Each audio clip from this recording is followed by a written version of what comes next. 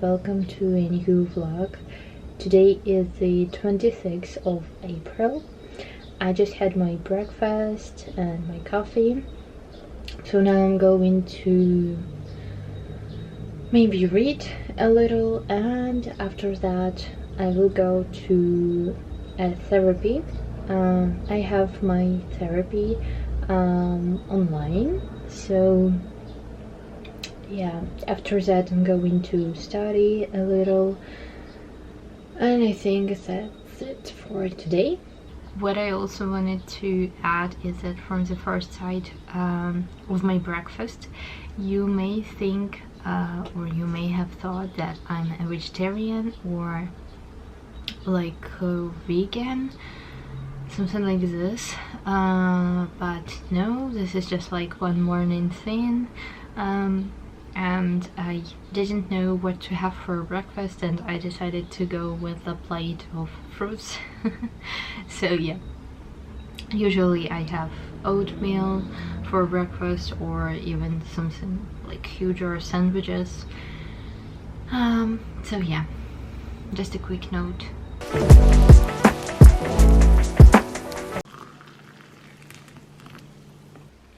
Hi everyone, and this part of the video is filmed like after a lot of days from the previous part, just because I didn't have any inspiration to take my camera, and I even didn't have any ideas what to film.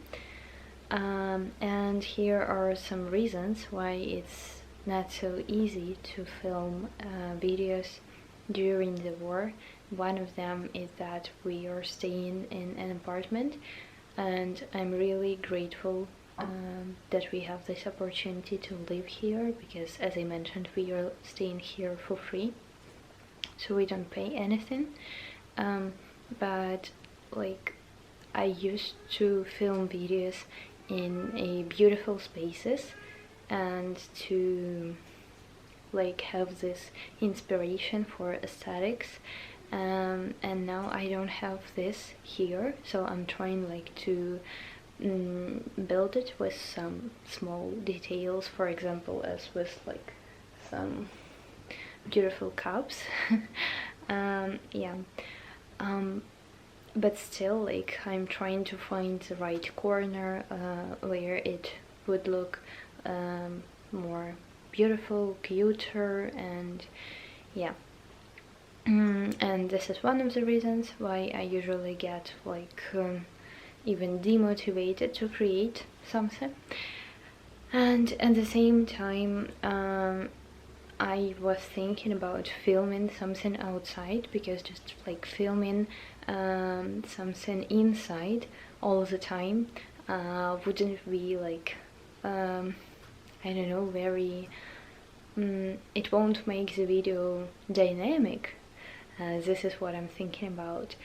And I thought that okay, maybe we will go for a walk and there I will film something, but when we went outside I understood that it's dangerous to film something outside for several reasons, and both of them are connected with safety, because like, what if some Russian soldiers, or I don't know, some Russian people who are connected to the army would watch my video and see some places, and after this place will be shelled.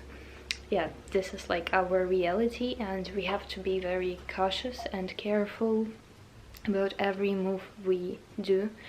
So, and at the same time I can be like mistaken for diversion intelligence group. Like, what if some people, our soldiers, think that I'm like working with Russian army and making some photos for them, because this also happens, and we have some like collaborants, they are called, and well, yes. So it's better not to take your camera out of your pocket because it's not safe. Yeah.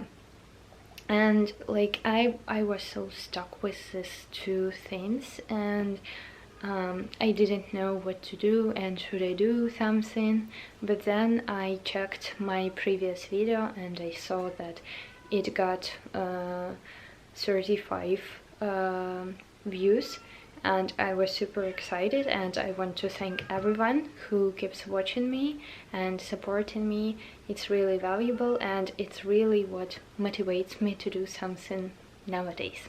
So let's get back to our vlog and routine during the war.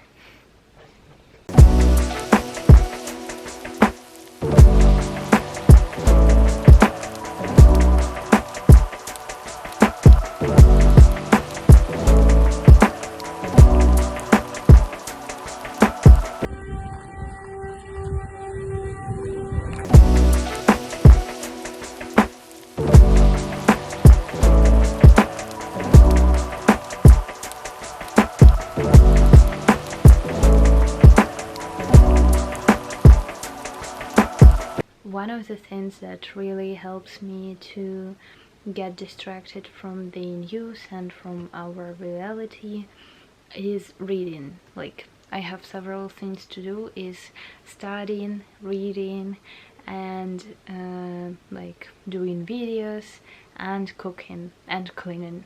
So these are my ways to deal with stress for nowadays, and I want to share with you 3 books that really helped me. These are the last 3 books that I've read, and like just some quotes from them that I want to share and highlight here. And the first book is called Maybe You Should Talk to Someone. I started reading this book before the war and finished it during. This is the autobiography written by a psychologist. She turned into a psychologist when she was 40 years old, and it's really interesting to read her like way, and as well she tells about her personal therapy, like notes from her personal therapy, notes from the cases of her clients, and like their relationship. Really cool book. There are some points to reflect on, some things to laugh at, sorry, and like just cool book about real life. And on top of that, you can like have some comments from the professional psychologist, how really things work in our psychology. So, and here are some quotes that I want to share with you guys from this book. Happiness stems not from how well things go, but whether things go better than expected. There is a difference between a criticism and a complaint. The former contains judgment, and the latter contains a request. And this one is my favorite. No problem can be solved from the same level of consciousness that created it. One thing that I didn't write down, but I always keep it in mind, she wrote that suffering of people is not divided into levels, so there is nothing like that. For example, it's what happened in Ukraine, like when the war broke out. Of course, a lot of people were stressed, and when people who were in a relatively safer spaces were complaining about something, people who were in really like hot spots, they were saying that you can't complain because you are in a safer place. But the idea is that we all suffer. Of course, someone can suffer more like physically, but it doesn't mean that we can devalue the sufferings of other people, and like on some kind of level, if we suffer, there is no level that someone is deeper in their sufferings. I hope that you get it. The next book that I read is called The Comfort Book, and I think that the name of this book stands for itself. This is a book that you can read in direction you want to do it. You can start from the end, or from the beginning, or from the middle, or from any other random page. And the person here is telling his experience when he had depression, like a really high level. I'm not sure that that depression can be high leveled, but I think deep depression would be better to say. Yeah, and he shares his experience, how he dealt with it, and what helped him to survive.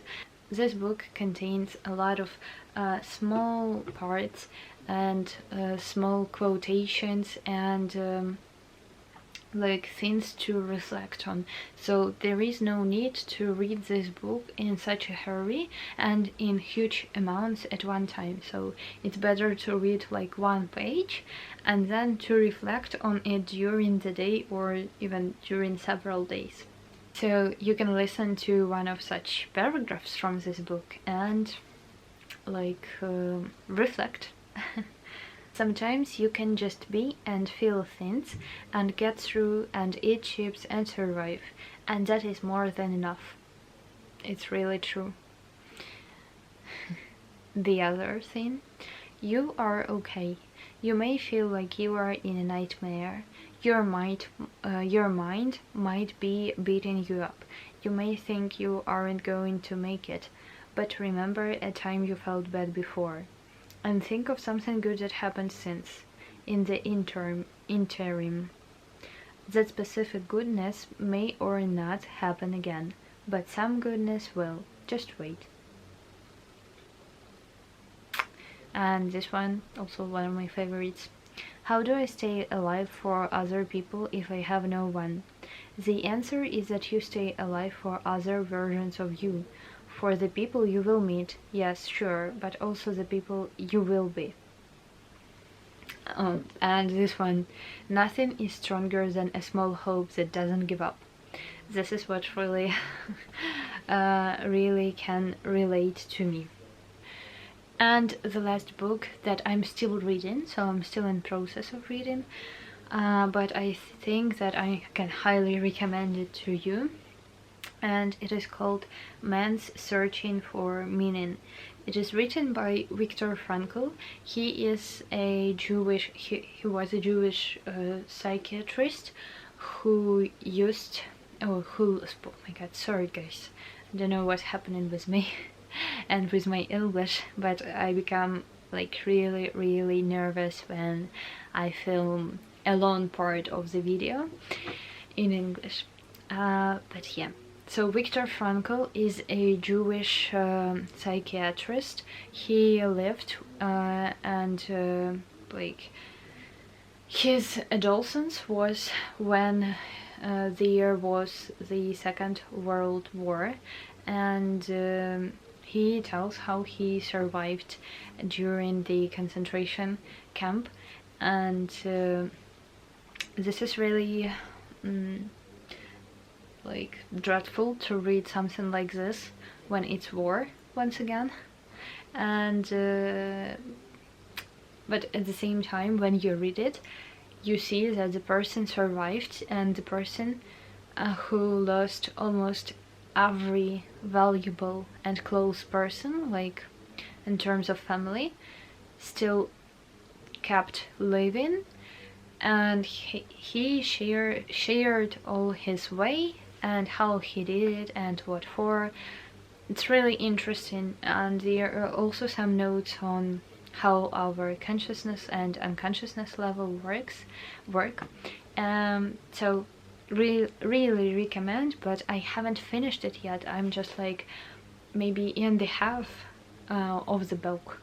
So yeah, as soon as I finish it, I think I will share also some like notes and quotations from the book.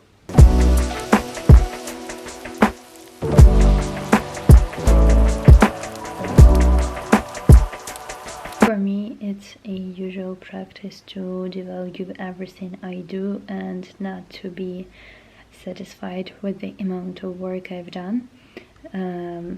Like even if it's a lot of ticks on my to-do list, and I always can think that, well, I could do more.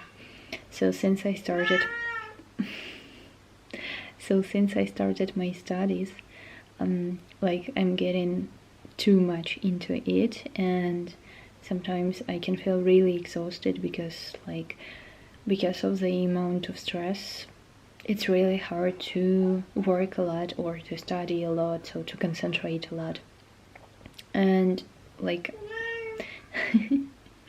from time to time I really forget about it, and oh my god.